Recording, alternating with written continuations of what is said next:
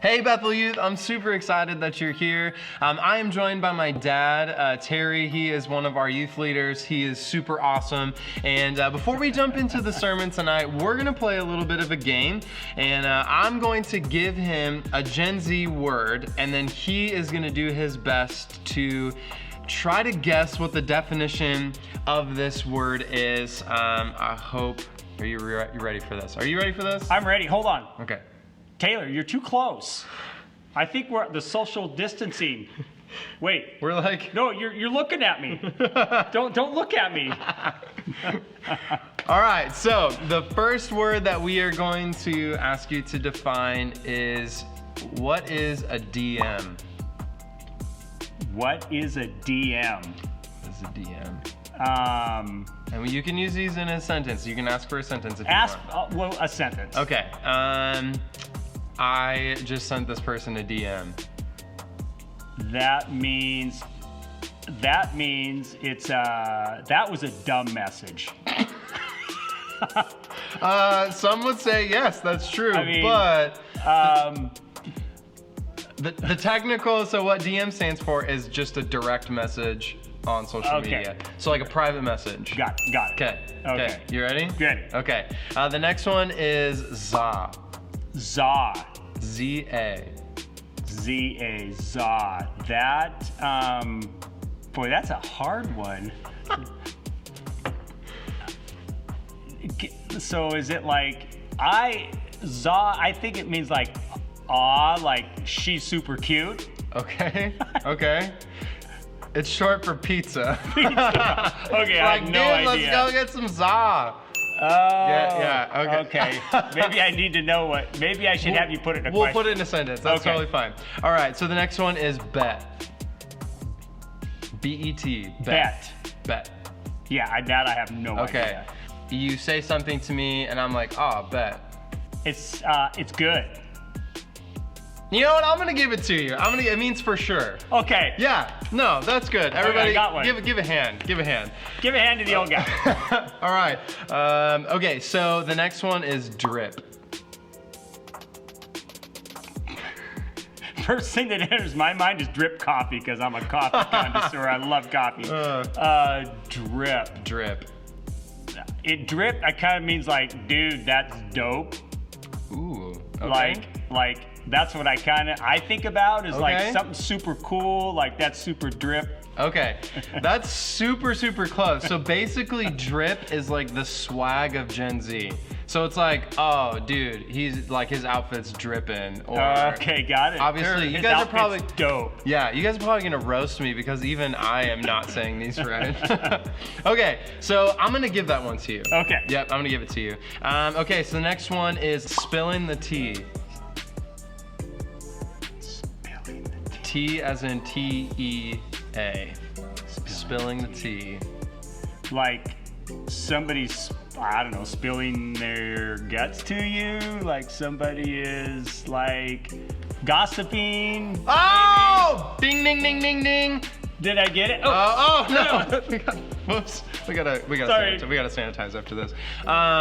Spilling the tea, juicy gossip. Okay, got one. I actually got nice. Straight up.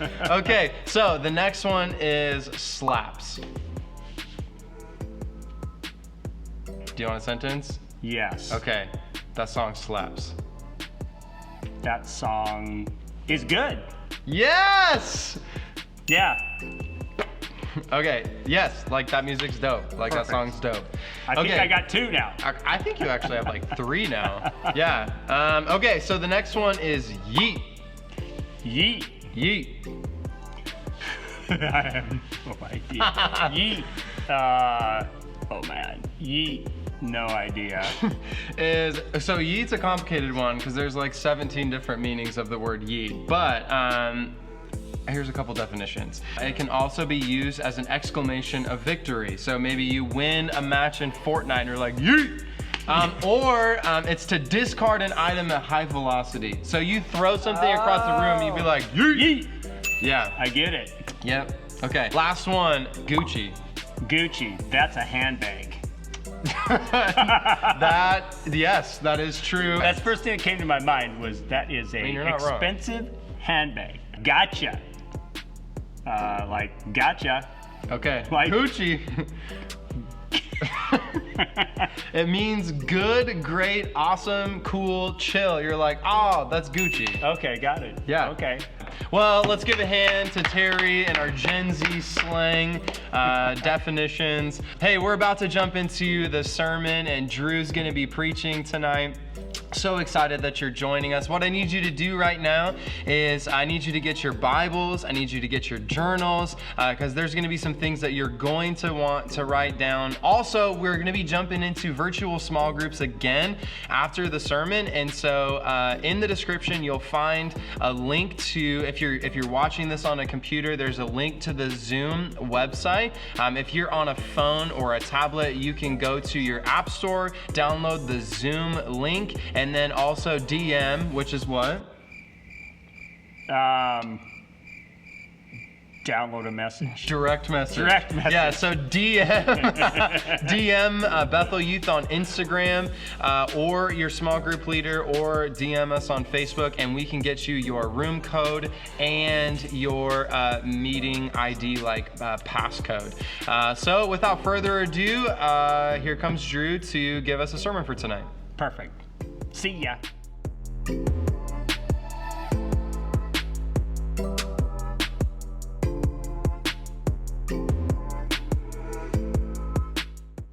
Welcome back, Bethel Youth and leaders. I'm so glad that you have taken time out of your day to come and be in community as much as possible. I miss you all so much, you don't even know. So while you're grabbing your snacks and your Bibles and your notebooks and your pens and you're getting all comfy, go ahead and go to the comment section and answer this question. If you could go anywhere and you knew that you would be healthy and you knew that you would be safe and you didn't have to pay for any travel, where would you go?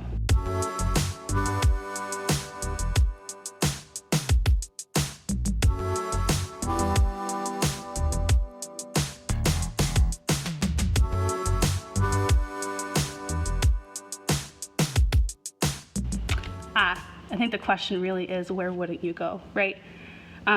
So if you know me, you know that I love a good story.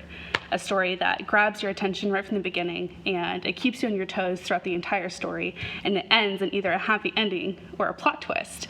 A real page turner, you could say. Today we're going to read a story that grabs our attention right from the beginning, but before we do, I kind of want to recap a little bit of what Taylor was talking about last week. We learned that we all have a lane, and we're supposed to reach everybody who's in that lane. We also learned that there's this crazy amount of tension between the Jews and the Gentiles, because Jesus, he came and he changed everything.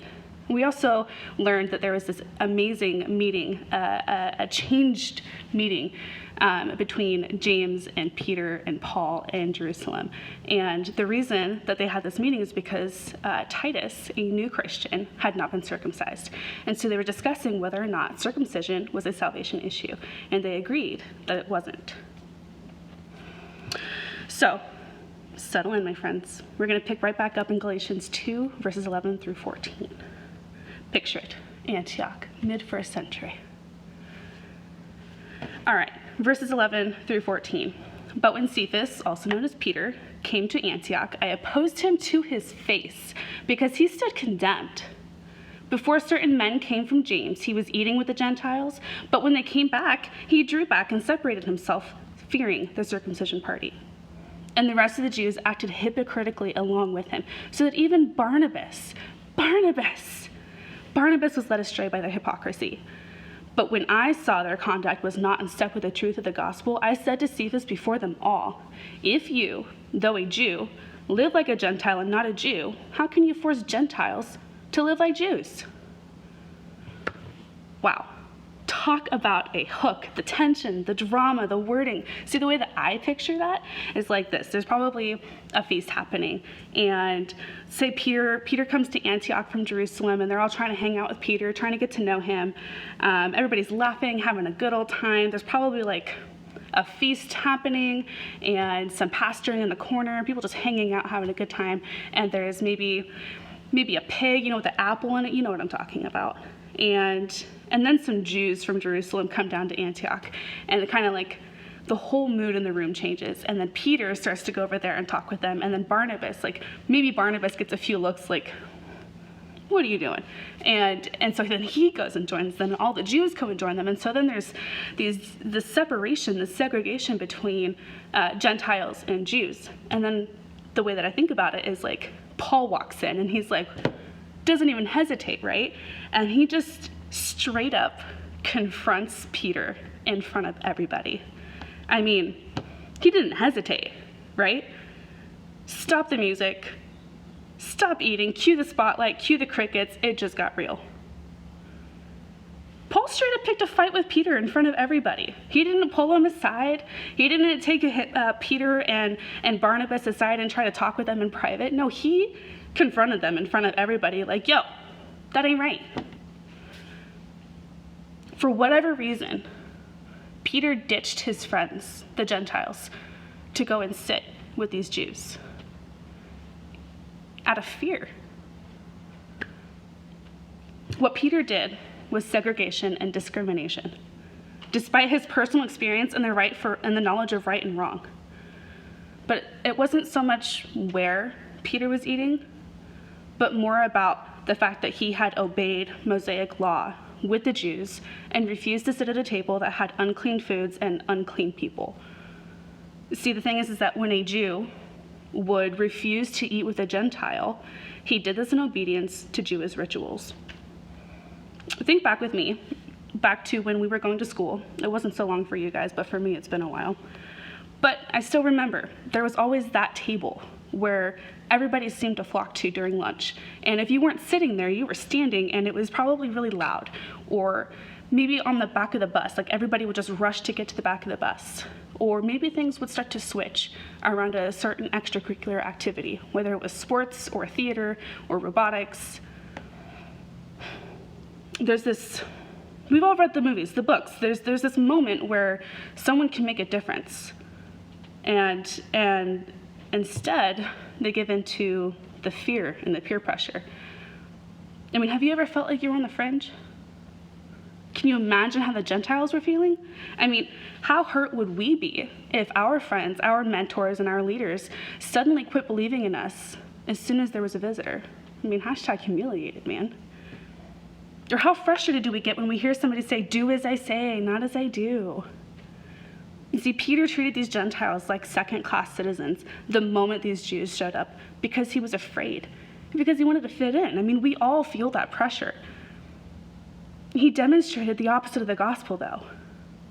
This taught his actions, whether he spoke them or not, it taught the Gentiles that no matter what you do, even though you accepted Christ in your heart, no matter what you do, you'll never be on the in crowd. Unless they came under Mosaic law, they'll never be welcome to sit with them. That must have hurt.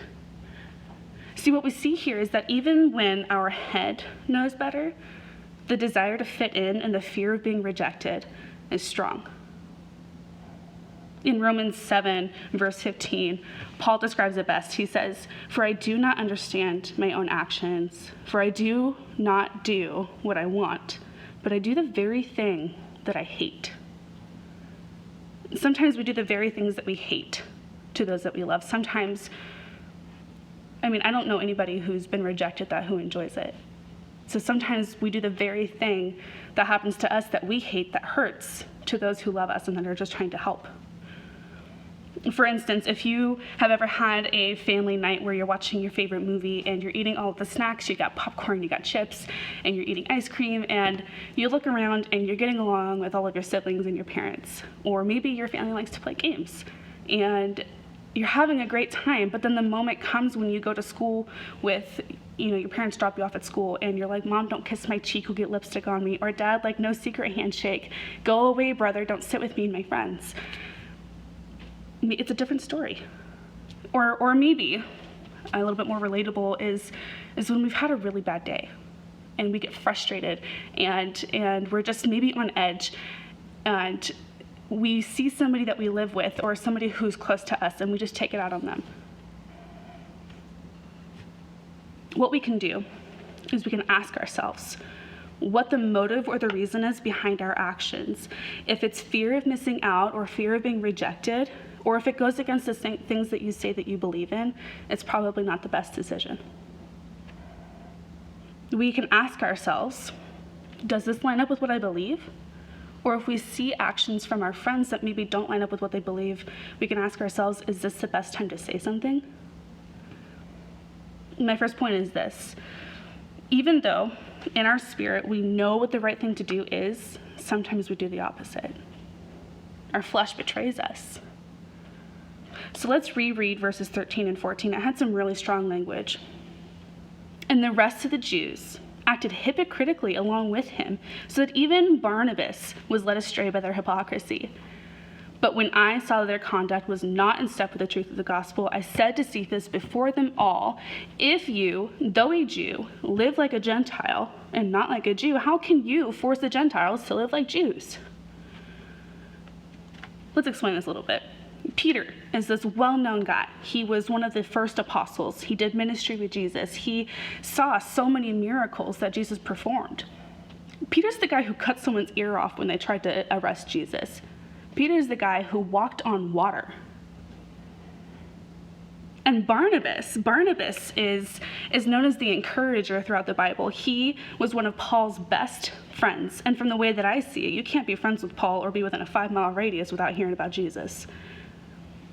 Barnabas did ministry with Paul all throughout the New Testament, and he was one of the pastors in Antioch. So let me get this straight. There are Christian leaders in the early church, and they're being hypocrites? Whoa, no wonder Paul's upset. But the thing is that we see this still today. For example, do you guys follow celebrities on social media? I think you do. So have you ever seen somebody who agrees that child labor is wrong, and then they don't check the brands that they buy or where they come from? Or maybe there's people who agree that gossip is bad, and then they continue to go around and spread that gossip. Or maybe you know somebody who's a vegetarian and they still eat seafood and make up these excuses that it's not a real animal.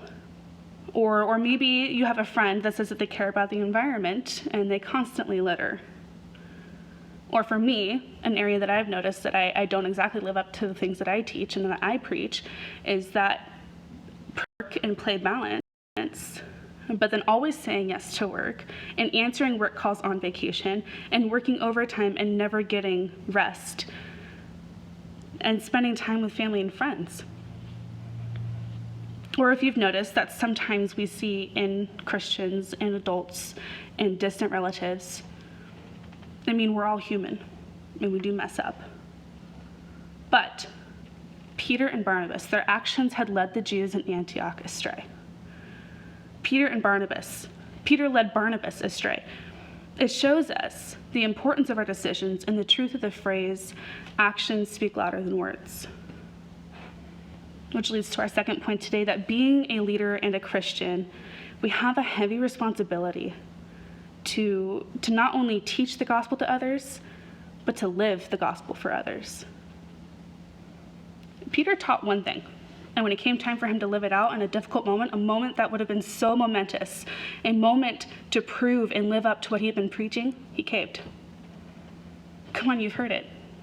You've heard it said that there are expectations that are put on Christians, unrealistic expectations of, oh, Christians think they're so perfect. Or dude, you're a Christian, you can't mess up, remember? Or Christians, they dress and act and look a certain way. It goes on and on. People have unrealistic expectations of us. And sometimes we're the ones who put those expectations on us. Sometimes we don't live up to those things that we had set for ourselves. We've all either had someone expect too much of us, or we've been disappointed by others.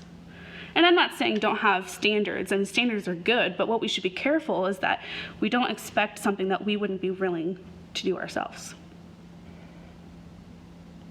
Peter put unrealistic expectations on these Gentiles in Antioch, that he himself, one, did not believe, and two, did not do himself. And see, it isn't a matter of not living up to expectations, it's a matter of our actions matching what we say that we believe in. What Peter and Barnabas and all the Jews who were there were demonstrating was that Jesus wasn't enough.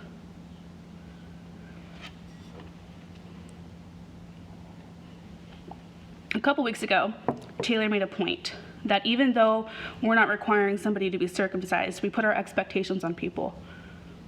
What comes to my mind is the criteria that we put on people before we give them grace or forgiveness.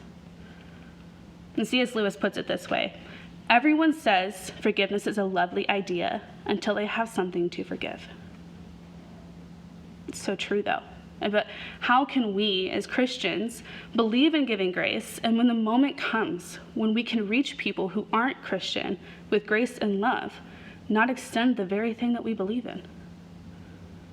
The big idea here is that we must hold to our values and what we believe in, even when, and especially when it's uncomfortable. Not just for our sake, but for those who are watching us and learning from us. You see, it's in these moments when we make decisions that we can either prove the truth and the power of the gospel, or we can prove the weight and the truth of gossip and fear. So I'm going to pray. Jesus, thank you so much for the grace that you extend to us. And thank you so much for the things that you have spoken through Paul and through Peter and demonstrated before us, just the power of our actions and how they affect others. Lord, help us to be good leaders. Help us to give that grace in quarantine, especially to our family members, especially when it's difficult. And Lord, thank you so much for everything that you're doing and the love that you extend to us and the grace that you extend to us every day so freely. We love you so much. Amen. All right, we're going to jump into our virtual small groups here at 7:30. And so if you're watching this on a computer, head to the link in the description to the Zoom website. If you are watching on your phone or a tablet, go to your app store on your phone and download the Zoom app, and then DM us either on Instagram or on Facebook for your virtual small groups meeting code and also your passcode. And so if you have headphones, that is ideal. Just kind of cuts down on the noise in the meeting and it helps keep the meeting focused. But if you don't have headphones, it's totally fine.